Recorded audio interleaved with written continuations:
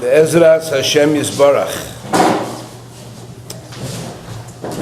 Yom Shlishi Parshas Mikeitz Chav Zayin Kislev Shnas Tav Shanayin Zayin Yeshiva Tiferes Avigdor. Yesterday we spoke about Mesiras Nefesh that the Yevonim did for HaKadosh Baruch Hu. Even though their lives were not in danger, they personally weren't threatened, their safety wasn't threatened, but they were Meiser Nefesh for the Yiddishkeit. They stood up for the covenant of Hashem, and they rectified the hisrashlus, the weakness of the most of Klal Yisroel. That's a tremendous lesson you should know. That the Chashmonaim were a group. Rashi says in end of Devarim, you know how many people there were? 12. All folks. And 12 folks being Meiser Nefesh for Yahadus, and they were facing this Meiser Satan, which came about as a result of his rashless. You would never think or dream. Somebody would ask me, is it going to be valuable if me and you are going to be Meiser Nefesh? I would say, listen, we're talking about Klal Yisroel.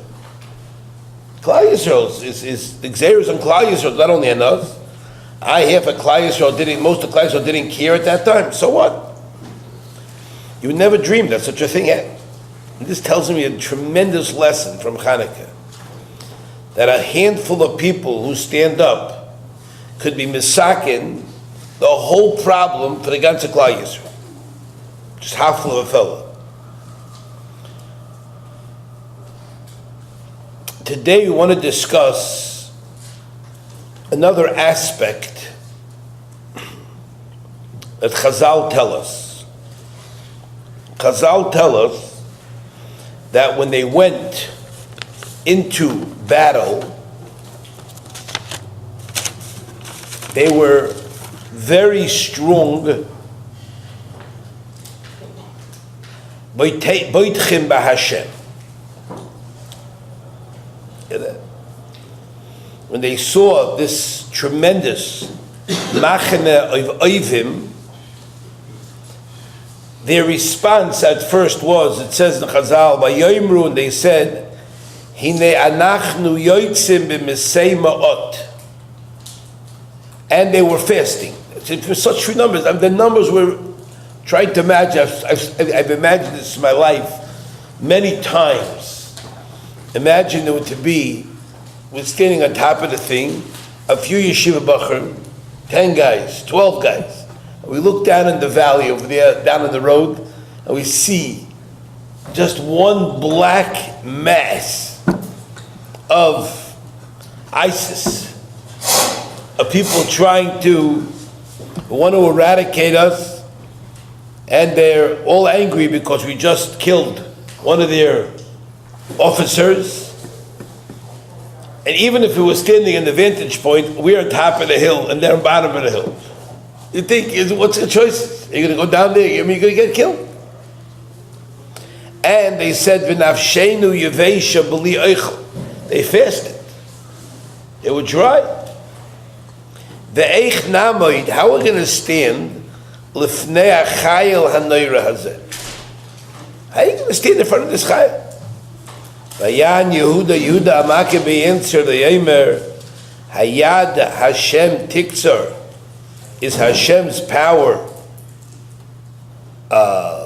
little? Losses Rabim Biyad Ma'atim, can he not deliver many into the hands of a few? Is there anything preventing him from bringing salvation, berav oy b'mat, does it make a difference to Hashem if you have great numbers or little numbers? Hein la Hashem at Yeshua berav chel lo yimolit. They will not escape. A large amount of enemies. Hein boitchim al hamoinam v'al roiv chelam. Now listen to what he says over here. They are boiteach in their numbers. They are boiteach in their masses. They are boiteach in their great many arms. Lahashmidenu, they're counting on that to eradicate us. Imneshenu, with our wives. The tapenu, the lavois SHLITA, to take our spoils. Va'anachnu namoid al nafshenu, we will stand. Lehilochem ba'ad chayenu v'toiraseinu, we will fight for our lives. Therefore, al tiron va'al tartzun mipneim, ki hishamed yashmidim Hashem leinein. Now, I want to tell you that, first to understand a little bit how it works. If you're up against an enemy who's counting on his missiles, if you're up against an enemy who's counting on his numbers, so, and you're counting and relying on HaKadosh Baruch Hu, numbers against HaKadosh Baruch Hu play no role. Numbers to numbers play a role. So if you say, yeah, but al piteva, it doesn't make sense. What you're saying basically is that I am living, if I subject myself to the teva, to the numbers game. Yehuda HaMaccabee said, let's go where boiteach ba'Hashem. Now that is, to me, I've thought about this many times also, to walk into a war that you're not forced into, to on your own volition, to go into a war and have bitachon. I mean, the first thing, I'd be petrified, even if I thought I could have bitachon. But I definitely would be petrified that if my bitachon wasn't strong, or if my bitachon would waver at any second, and bitachon wavers, I'd be toast. They had to go in there, the first to decide to go with bitachon. Now, I want to tell you something. They didn't have to go with bitachon. I mean, their mitzvah was to be moiser nefesh. They didn't have to be b'teich Hashem. They could answer. No, Yudim could answer. We're not here for bitachon. We're here because we have a mitzvah of Mesiras Nefesh. When if your life is taken, you're challenged, and you have an obligation to be Moiser Nefesh, are you supposed to have bitachon? No. That's not all for Karen. You know what it says when a person is Moiser Nefesh? There's an Aveira. It says there's an Aveira for him to be Moiser Nefesh al manas, to be saved. When you're facing me, we say, don't say Hashem, I'm going to be Moiser Nefesh al manas, you save me. You can't do that.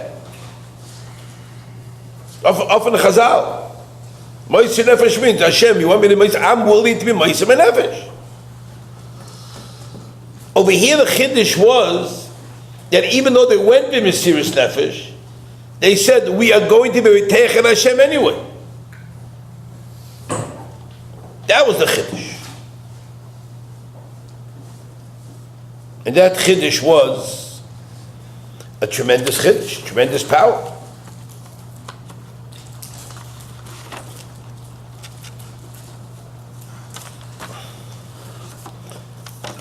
Now, the question is, could we get any tips from the Chashmonaim? Do we have any tips from them how to get bitachon? So if you look in Chazal tell us an interesting thing, that what they did to strengthen their bitachon is, they said, the Shiras Hapegoim. That's what they said.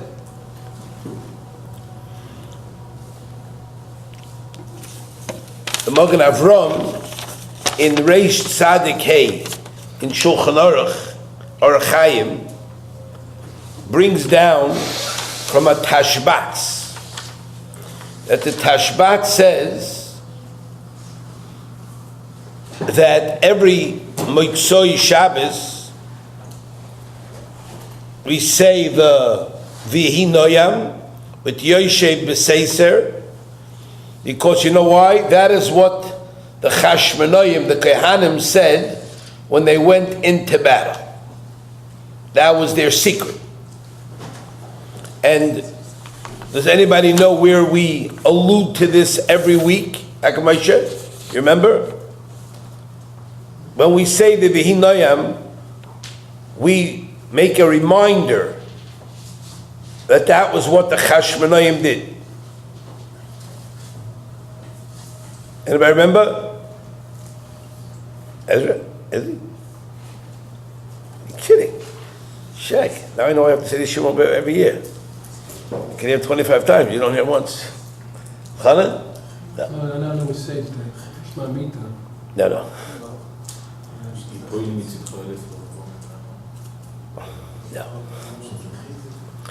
Because what do we do unique? The last pasuk, we repeat it twice. Right? Now, did you ever wonder why we do that, Al-Khanan? I'm sure you've wondered. I'm sure you've heard it from me 20 times already.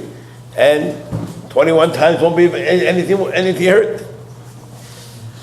You know, we kafel the psukim because if you say, take Vihi Noyam and Yoshe B'Seiser, and you repeat the last pasuk twice, you end up with 130 bigamatria, 130 words. And 130 words is the number of ha-kohanim. Is that correct? Ha-kohanim. 5 plus 20 is 25, 5 is 30, Nun is 80, plus 50 is, 80 plus 50 is, hello?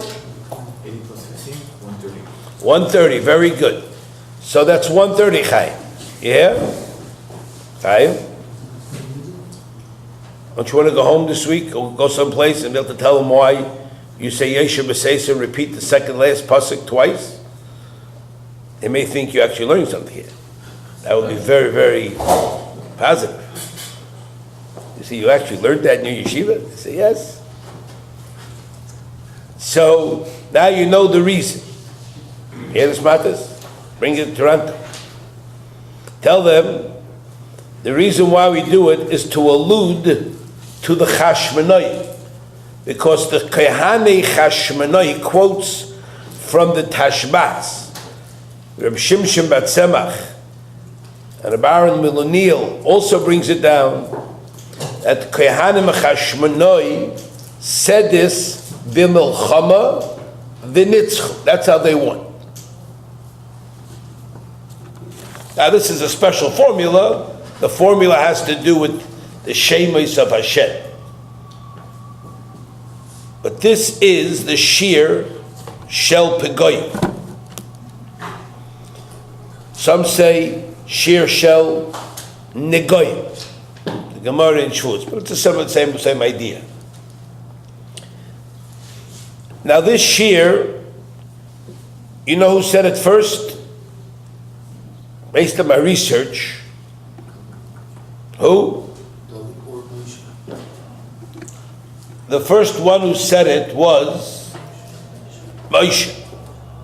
When did Moshe say it? Kamis HaMishkan. That's what everybody quotes. But he said it earlier. He said it earlier. You know when Moshe said it? The Chazal tell us, the Medrash Rabbah Midbar says, B'shah shehaya oila lahar, when Moshe was going up the Har Sinai, Hoya misyore min hamazikin. When he started to get out of the atmosphere here, and he started to encounter other forces that you couldn't see on this earth, and all of a sudden he saw these mazikim who were very upset that the Moshe was coming to take the Torah down.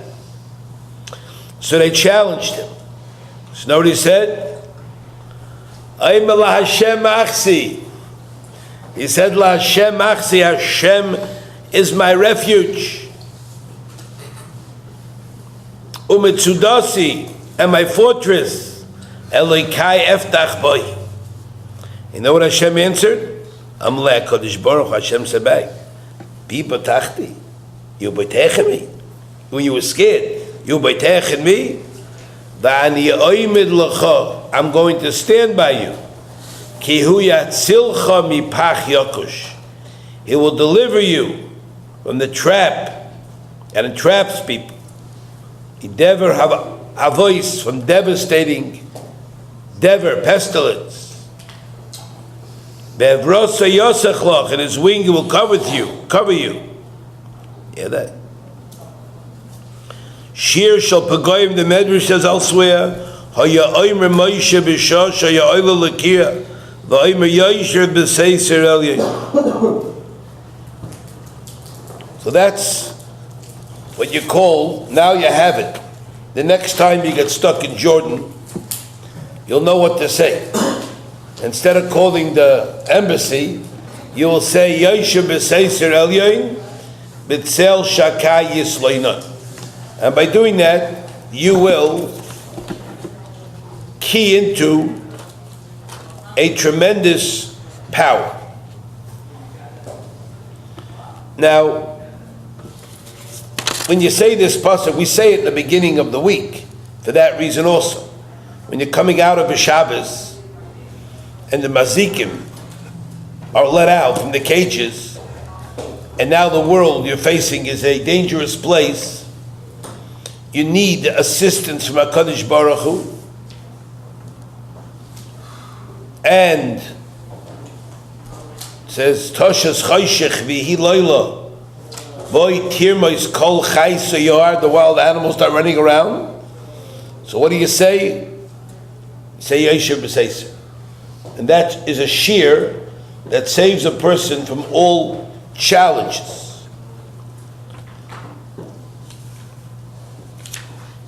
Now, the end of that parak states, Kivi choshak, because Hashem, the fellow, the person was choshak.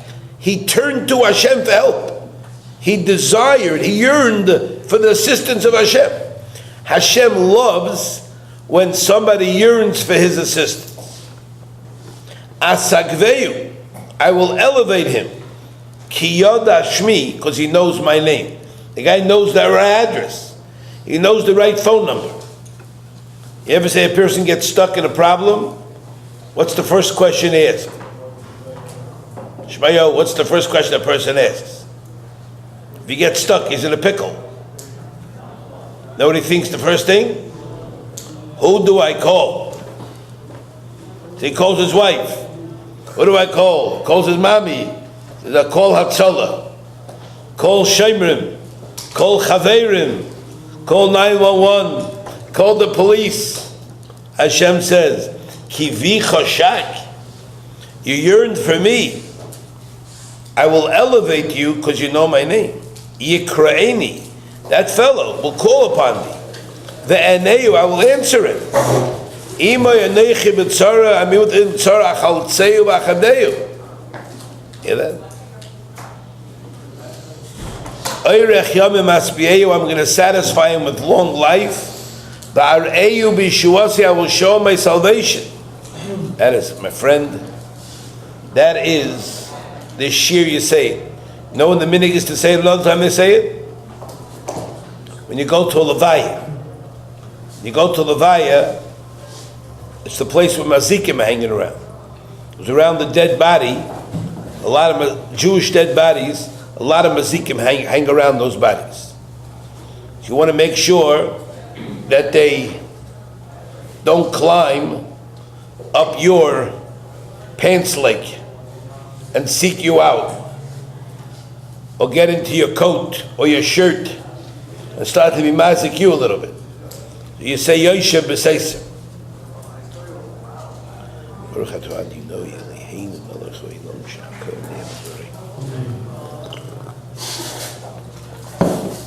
Now, this is something we say every night. Why do we say every night? The Gemara says it every night. You know why? You say it every night because when a person goes to sleep, his neshama is now subject to attacks from Azik.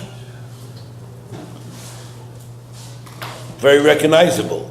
Sometimes you see people in the morning, they look like they've been through the war. You don't see they look like rested and nice. They walk in there like, where have you been? Won't just like, where have you been? You don't want to know. You don't want to know where I was last night. No. So this thing is a shmira el yoina on. Now, you know who brings this down? Very interesting. The Rambam. The Rambam in his Sefer Meir Nevuchim, in the Chelik Gimel, he says as follows.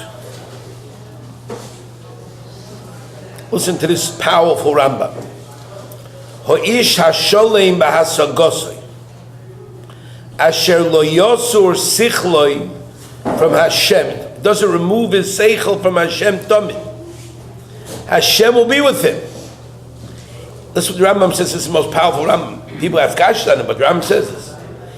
Efshir, it's impossible. Sheyikra oz leish hahu, that this should happen to that person. Min mimine harois, any rois. Kihu im elika ve'elika imay. He is with Hashem, and Hashem is with him. Avul bahosir machshavtoi. If a guy removes his machshav,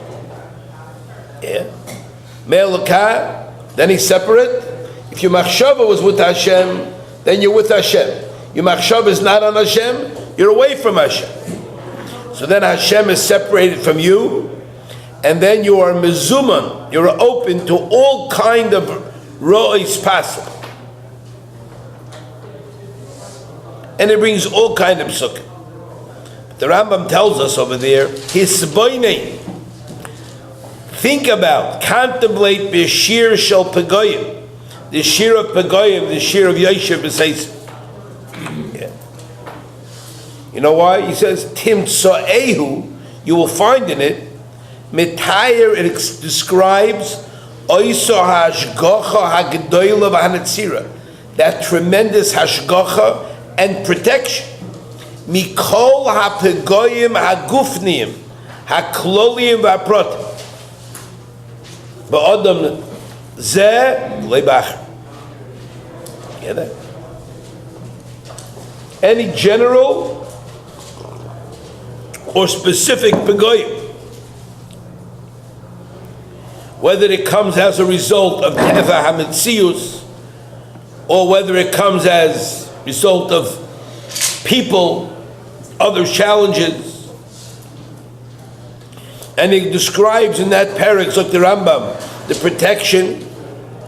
And he says, even if you'll be in the wars, marachas ha-mulchama, and you're going along, and you all of a sudden found yourself surrounded with thousands of people. Even if they'll kill 1,000 people, you'll see 1,000 people get shot on your left side. And you'll see tens of thousands get shot on your right side.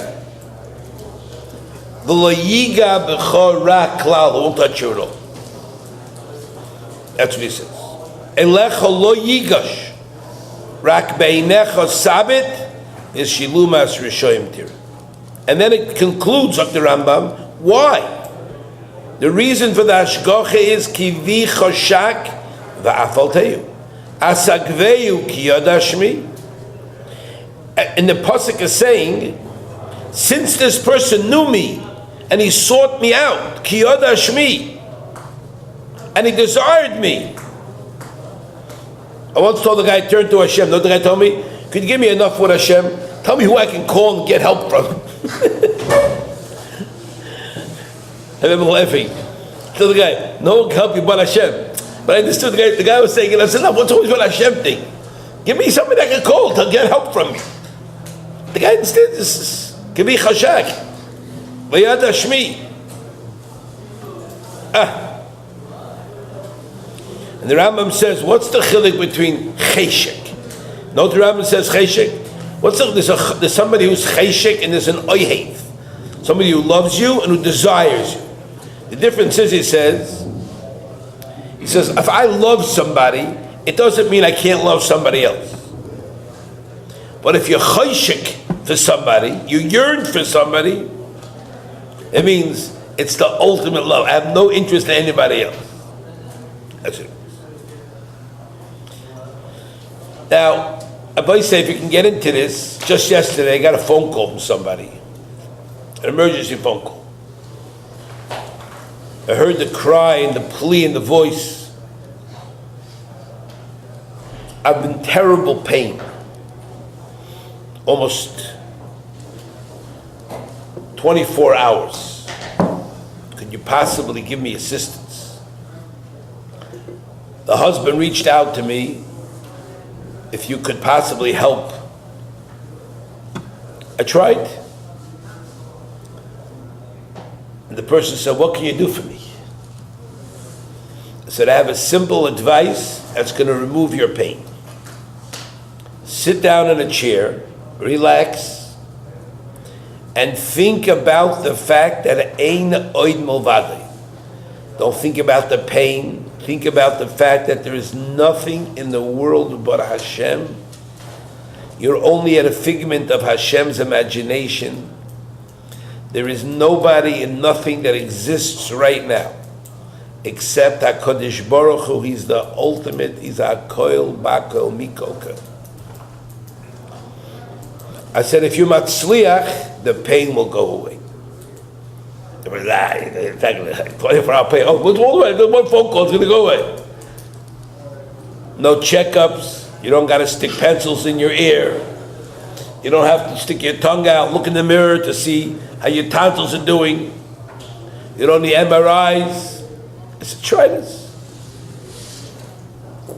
A short while later, a few minutes later, maybe an hour later, person calls me back.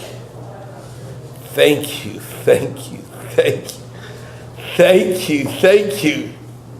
what I said. Pain's gone. I said, did you take anything? No, you didn't take anything. I said, you really didn't? No, didn't take anything. I thought it was over. The pain was, you can't imagine what the pain was like. The pain went away like that, huh? Wow. Not bad. Hashem? Kol hakavod. Now, a person has to realize that most people don't utilize this. They never utilize it. They're fools. They'd rather walk around with this pain in their throat, a pain in their ear, a pain in their kidneys. Here's a guy who gets a kidney attack. You should never in your life get a kidney attack. Kidneys don't attack. But if you get one, you're going to dance like you never danced around. You're going to think Ezzy is tame compared to the degree you're going to want to dance. And it's going to be like a pain you can't describe. You can't touch it. You can't feel it. It is, you get a gallbladder pain, chas v'shalom, which never happened to anybody. It feels like you're having 10 babies. The pain is unbelievable. But if you have the wherewithal and the seichel to close your eyes and zone out, ein oid milvadei. I experienced this many times, but one time that comes to mind is, I came running into my house and I went running down the steps toward my basement. And all of a sudden, my foot buckled under me, bent under me, and I went forward, and I'll never forget that feeling all my life.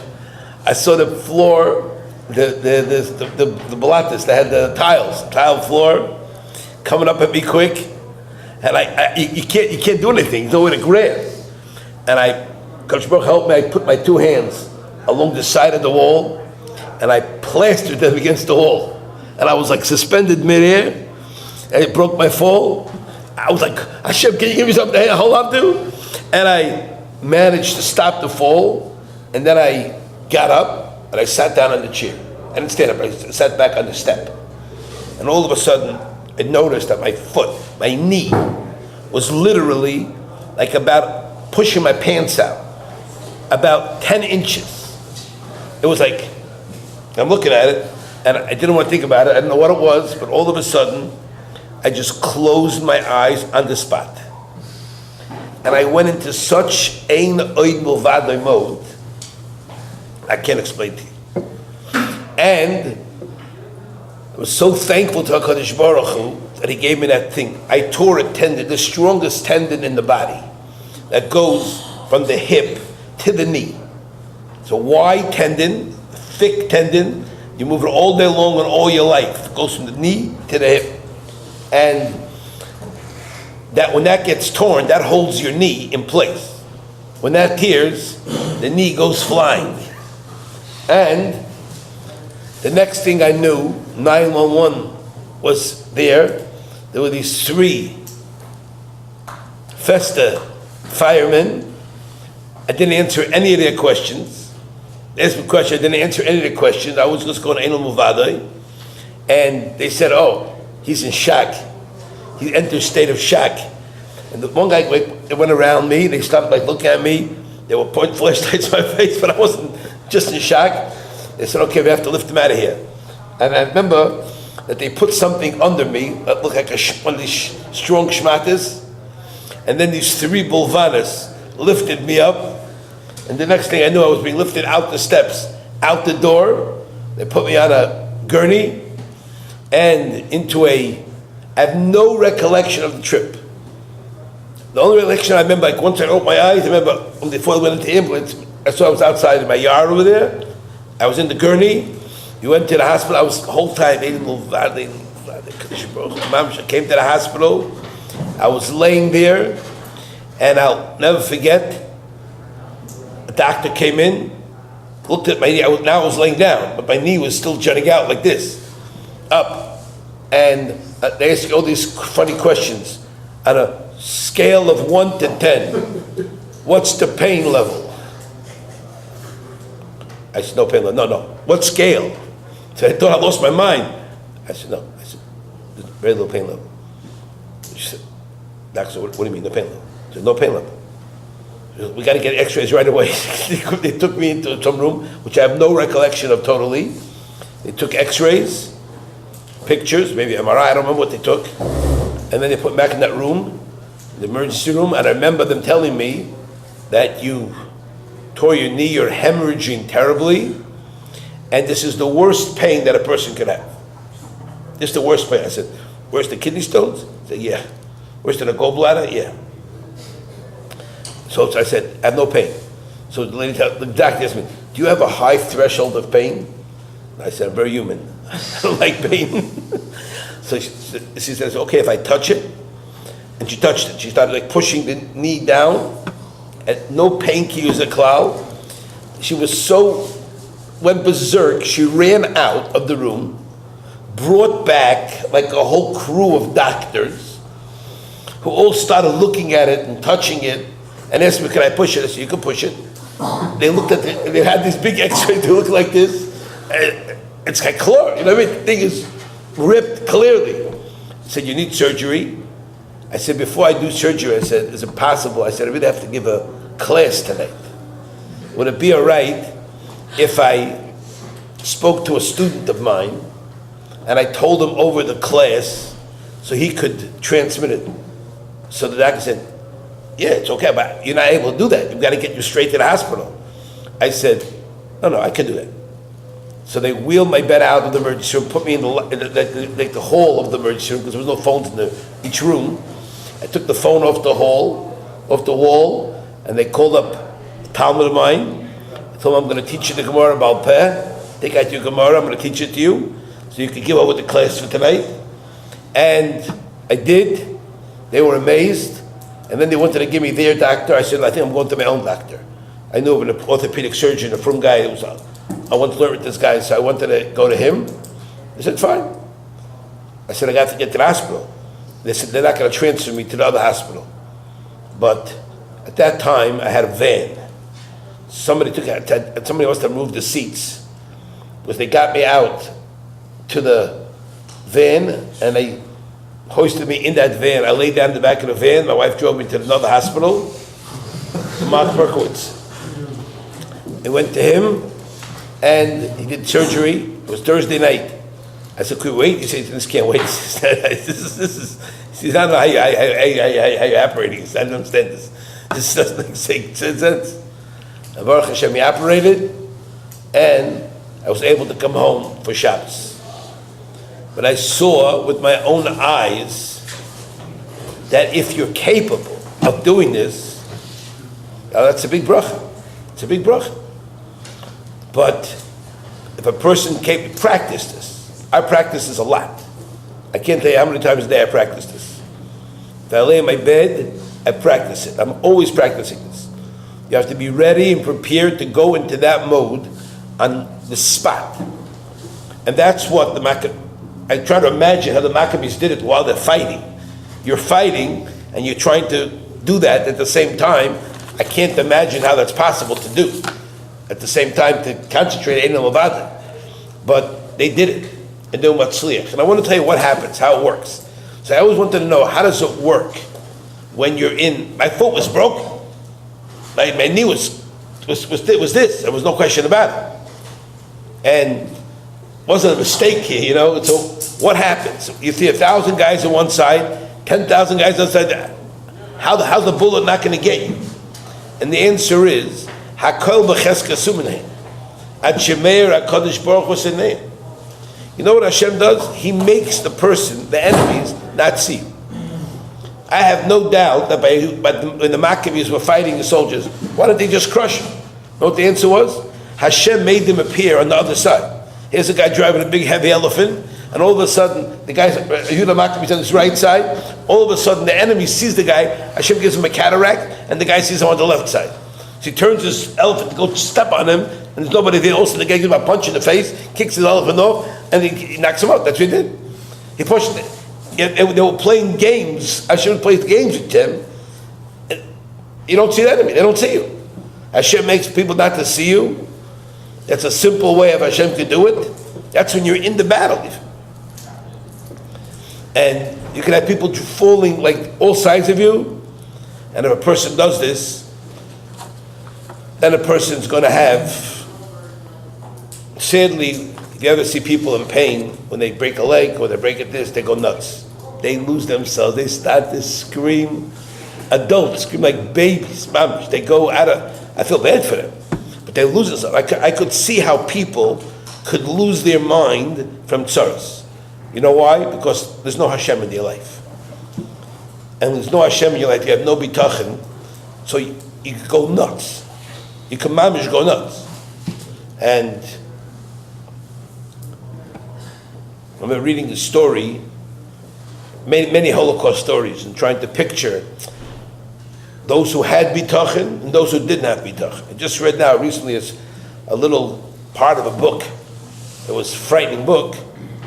And this fellow had suffered like tremendous, and he had a chaver. He was a Talmud Chacham, a Yarish Shemayim, he was a Rav, he was a Mechubit. And the Rav tells him one day, I'm giving up. What are you giving up? There's Rabbi Shalom. What kind of Rabbi? Where's the Rabbi Shalom? The Rabbi Shalom right here with us. Look, we're living. And he spoke to the guy. And he tried to give the guy, he says, it's Pasha's right. You were Ish Mechubit. You were Talmud Chacham. Everybody looked up to you in the city. No. Gave up. And he walked to the fence, and he took his life. Killed himself. You know how frightening it is. I mean, the guy lost Hashem. No, the answer is he never had Hashem. He never had Hashem. it's very easy to have bitachon when everything's going fine. But if you're facing that, and you're ready to take your own life, I mean, where you run into? You run into Hashem. Hashem said not to do this. How can you run to Hashem? Why don't you stick with Hashem? And this other guy lived. He had a family, huge family. Baruch Hashem was very matzliach. He had a lot of challenges, but he was very matzliach because Hashem was with him. He had bitachon Hashem. And he writes about people in the thing who had no bitachon. Like this person he was very surprised at. It was the emes of chashaviyid. The emes of leimed Torah, but you know what I mean? Mara says, Avdu, Mishbat Beis Hamikdash, Mishchar Beis Hamikdash, Avdu Anshe Amana. You lose people Amunah. So we have to mechazik. That's one of the big lessons. To mechazik yourself from Chanukah, no matter how much, no matter how overpowering. Every time I light those lights, I think, Shrek. You guys did it. I mean, you showed. That to me is like a jolt, how do you call it, injection. Hashem, unbelievable. And I look at those lights too. I say, here we are lighting 8 days of light. All over the world, you didn't light in those 8 days. You know why? Because they went looking for that Pach Shem. And there was no Pach Shem to be found. There was no Pach Shem. They wouldn't have found it. But they'll be Teach. Hashem, it's got to be one. You can make one. We don't want to be saving. You know, they were allowed to light the menorah betum. There's not a problem. They didn't have to have tahara. It was better, but they didn't have to do it. And Hashem saved them. And Hashem showed them, Yubaytchem bi, kivi choshak ba'afalteyu, asagveyu kiyoda shmi, yikraeni ve'aneyu imay nechi b'tzar. Everybody say, right now you're all sitting pretty, all sitting wonderful, nice and tidy. Everything in your life is just beautiful. Things change like that. I'm telling you, prepare yourselves. If Chas v'Shalom, you get a challenge, and you will get a challenge. Instead of losing your head, and your wife said, and your family said, and throwing it all away, and giving in, you'll be able to stand strong, and be with HaKadosh Baruch Hu, and HaKadosh Baruch Hu will be with you.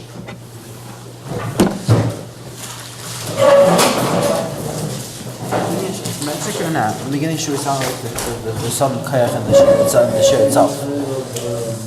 Is there a shir in the shir itself? Or is it run under the sound like it was a kayach in the shir itself? You're saying contemplating what it says. Of course. Trust in Hashem. You're saying no.